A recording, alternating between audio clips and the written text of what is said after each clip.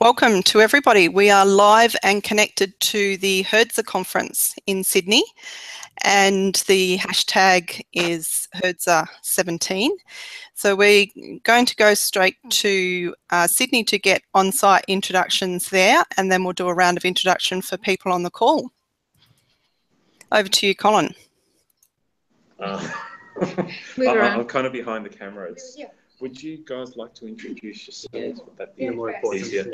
Hi, I'm Chris Rust. I'm from the UK. I am now emeritus, but was at Oxford Brookes University in the UK for over 25 years, working in educational development. Right, I'm Eeva Leinonen. I'm Vice Chancellor of Murdoch University, been there in that role for about 15 months. And before that, I had various roles as a Deputy Vice Chancellor, focusing on education and students at universities in the UK and University of Wollongong in Australia. And I'm Sandra Graham. I'm from Alverno College. I'm a professor of psychology there and have had roles as Dean of Arts and Sciences and Dean of the Graduate School. And so I came to bring ideas that we have from Alverno College in the States. And maybe Colin, our on-site buddy, if you can poke your head around the camera and introduce yourself. Hello. That's Colin Simpson, yes. Education Innovation Office at the College of Business and Economics at the ANU, Australian National University. Also joined by Chie Adachi. Hello, I'm Chie. I'm a lecturer within the Central Learning and Teaching unit called Deakin Learning Futures at Deakin University, and I'm very excited to be here with 3 keynote speakers of this conference. We've also, in the room, we've also got... Fred here. Can you see me? You know me. No, can you poke your face around further? No. Yeah, I'm from Holmesglen. I'm from Melbourne, and I'm a course coordinator in one of the programs we're running. All right. And so on the virtual side of things? So Rosie, do you want to go first? Oh yeah, hi everyone. My name's Rosie. I'm from the University of Tasmania. I'm in the Masters of Public Health now, but I was doing a PhD in pharmacy education, and I'm particularly interested in assurance of learning. So we ran some workshops at HERDSA, and I'm usually at HERDSA, but I couldn't make it this year. So it's great to be able to join virtually. Thank you. And your colleague, Alan? Just unmute. Yeah. Seem to have a slight problem with my headset today, so I apologise. I'm a colleague of Rosie's. We've worked together before. I'm the project manager learning and teaching recently at the Faculty of Health, but now moving across to the School of Medicine again. My current work is in accreditation of professional courses mostly, and helping revise learning and teaching quality and processes for them. And Tom? I'm Tom Worthington. I'm a, this week I have a new title, Honorary Senior Lecturer in the Research School of Computer Science here at the Australian National University. And when I'm not actually teaching technical computer stuff, I'm surreptitiously putting ANU courses online and moving them out of the lecture theatre. But don't tell anyone that. And Kate? Hi, I'm Kate Mitchell. I'm a senior educational designer at La Trobe University. I've been there since August last year. I have interests in e-portfolios, professional development for academics, and the way that beliefs and identity inform adoption and integration of educational technologies. Thank you. And my name's Wendy Tallio. I'm a learning technologist based in Alice Springs at Charles Darwin University. I've been studying some of Chris's writings this year in my work doing my Masters at Open University UK. So look, I'm really glad that we've got this opportunity to use virtually connecting to hook into the conference. So let us know what's been happening there. How about I was thinking of a more specific question perhaps for the panel. is there something that you feel like you've discovered or that has surprised you in what you've seen at the conference so far?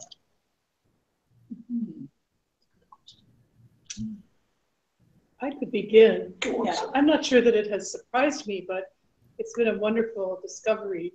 At Alberta College in Milwaukee, Wisconsin, we're really interested in how assessment happens and how good assessment creates accountability within a curriculum.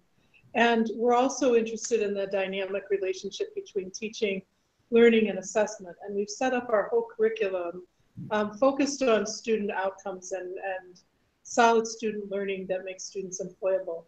While I've been here, I've heard so many different workshops and people talking about the importance of things like employability for students after they finish, after they graduate, authentic assessment, and really working with assessment that is meaningful and productive, and just a grounding of students at the center of what we're doing in curriculum planning and how that really facilitates curriculum transformation. Great. I came to the conference yesterday and I had an opportunity to attend quite a few sessions yesterday and today as well. And I try to do that a couple of times a year, because when you are a senior leader and have been in a position like me, I think for about nearly 15 years as Deputy Vice Chancellor and now Vice Chancellor, you have to sort of ensure that you do keep in touch with some of the detail. So a lot of learnings for me here.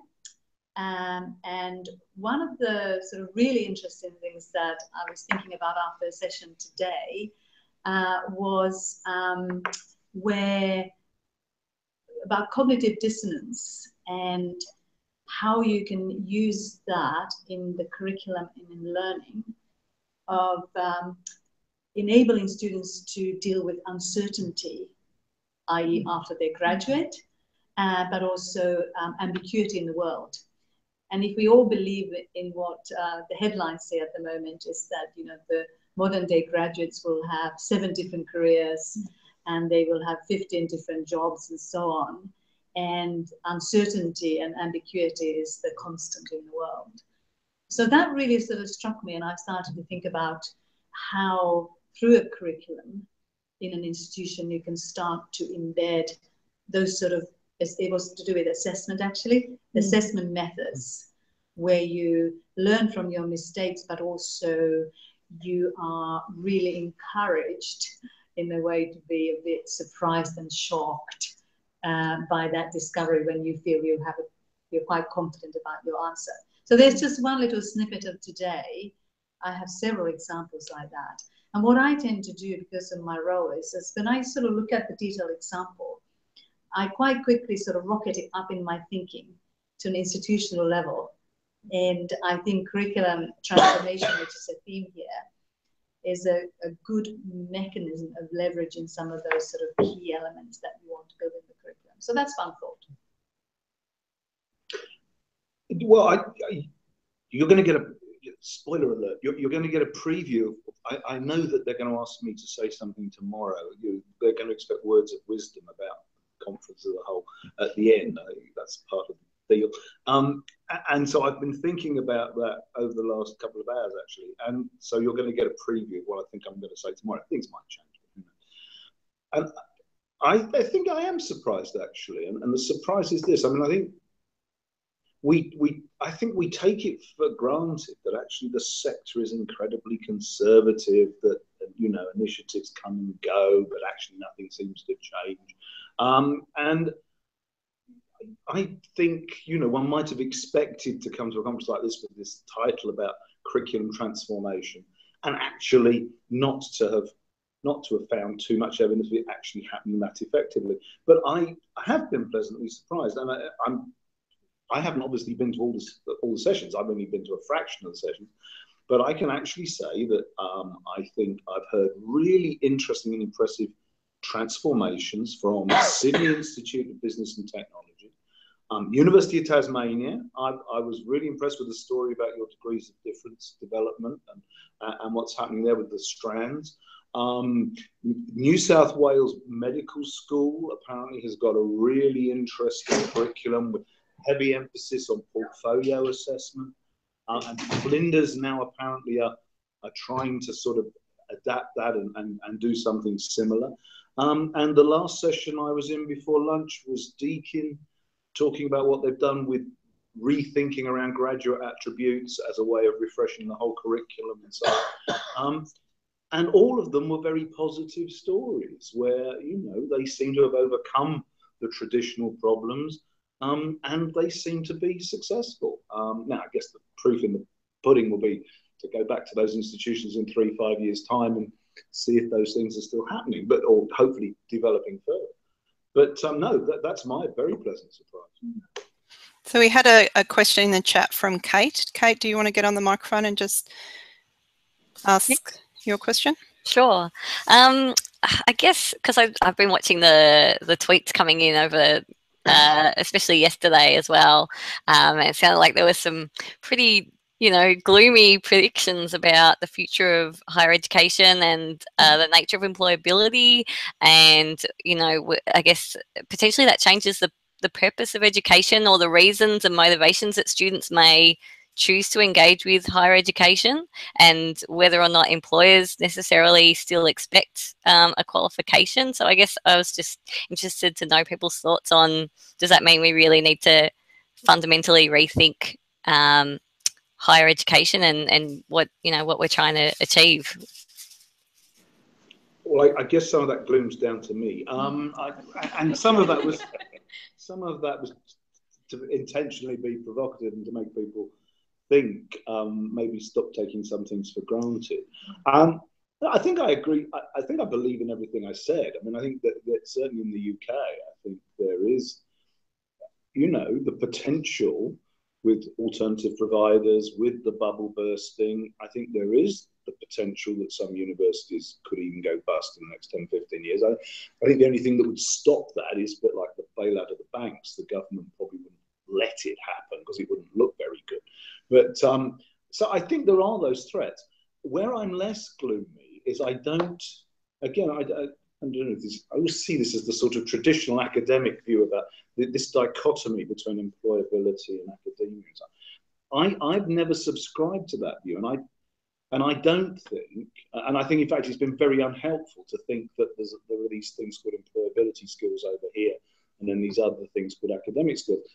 Because it seems to me that what employers want from graduates are exactly what academics want from their graduates, and often tearing their hair out because they're not getting. And they're things like problem solving, research skills, and in particular, critical self-awareness, which is a particular sort of thing of mine. I think critical self-awareness, the ability to self-assess your abilities, I think these things all come together, and I think we've got to stop seeing them as separate things. And I don't have a problem with the notion of employability in academia. It seems to me like, you know, what we are developing in graduates should be people with the skills which are going to be hugely employable. One of the things that concerns me, at least in the United States, is that when we start talking about employability, people immediately go to jobs, and they start looking at jobs as though they're a curricular content. And that's not the case. When we educate in ways that are meaningful to students, for instance, as Chris was saying, to educate for problem solving, for critical thinking skills, for the ability to self-assess, for the ability to understand one's values or socially interact with others. And if we do that effectively across the curriculum, across all disciplines, then we are getting people ready for employment. Because I will tell you that employers want people who can think. They want people who can problem solve. They want people who can work in teams and groups, and they want people who can lead. And so if we're teaching those abilities or characteristics across all that we teach in a curriculum, then I don't think we have to take apart the entire academic institution, and I don't think we have to reduce ourselves to becoming job trainers instead of having people have a liberal studies background in what they're doing, but that we can create employability through ability to do what they know. Just a couple of comments to add. You know, the debate about the role of universities in society has been around for a very long time, well before Chris, I'm afraid. And Cardinal Newman is before my time. That is true.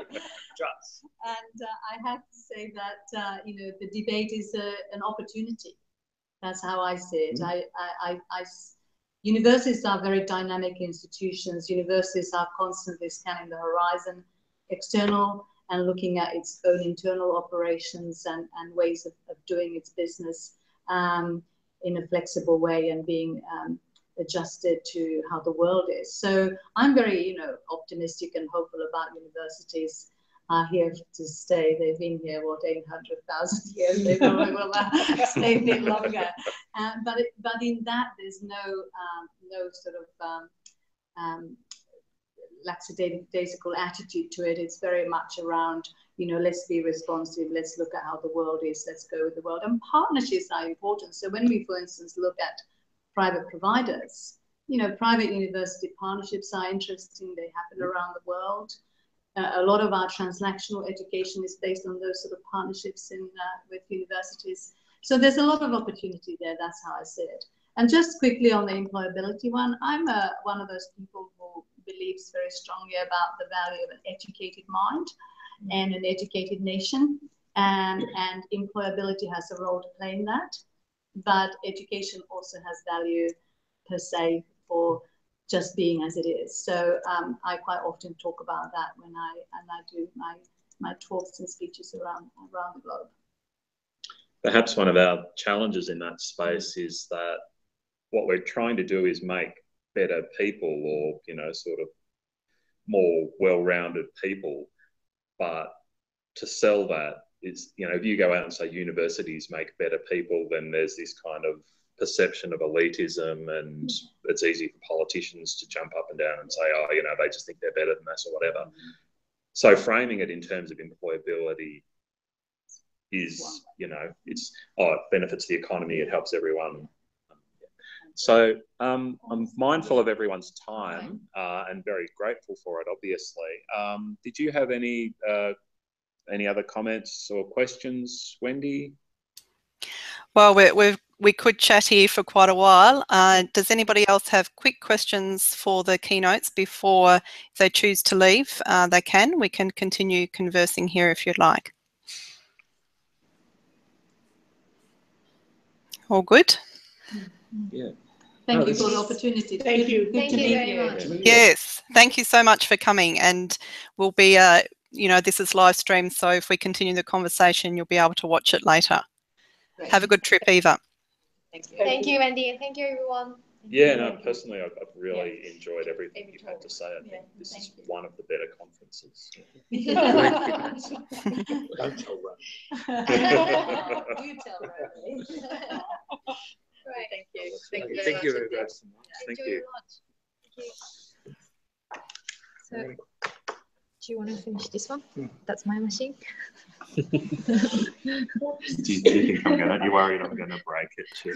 Yeah. So how did your presentation go, Chie? Well, you've still got one to go, or? Yes, so I finished one today and I did one yesterday, and yeah, today it was really good.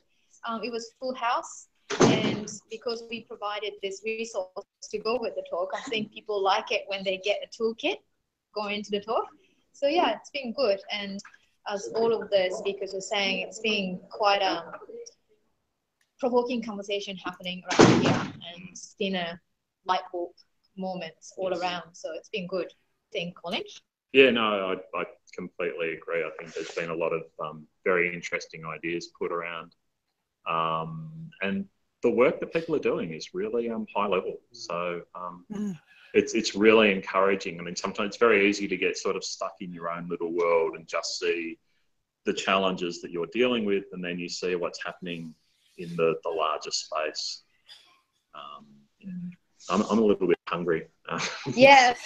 No worries. So thanks so much for being our on-site buddies and for setting this session up. It's you know, it's finally, it worked out, and it's been a lot of organising, but I think it's worth it to get the energy from the conference at the time.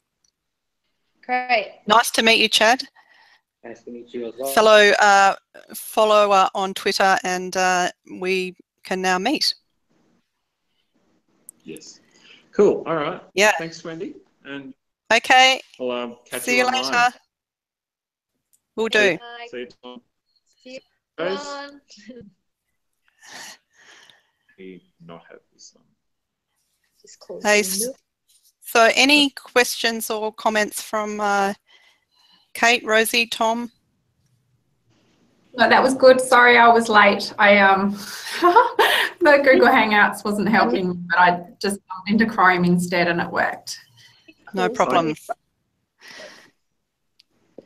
Thank you for being our online buddy today, Wendy. No problems. Any comments, Tom? Oh, that was all good.